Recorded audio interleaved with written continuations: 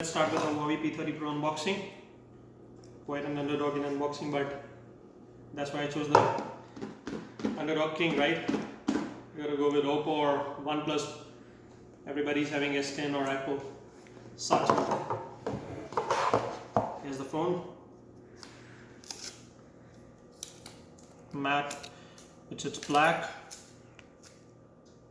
128 GB. Quite nice looking phone. Back glass.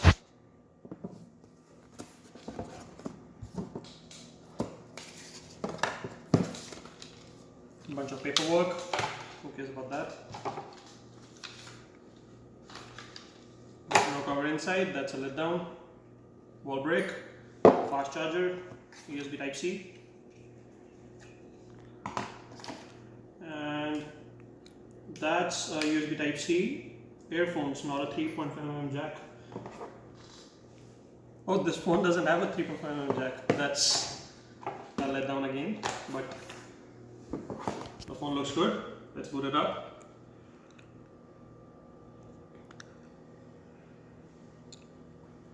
The phone is a little bit bigger than expected, but as I have big hands, so not a problem for me, but maybe it's a problem for some of you people.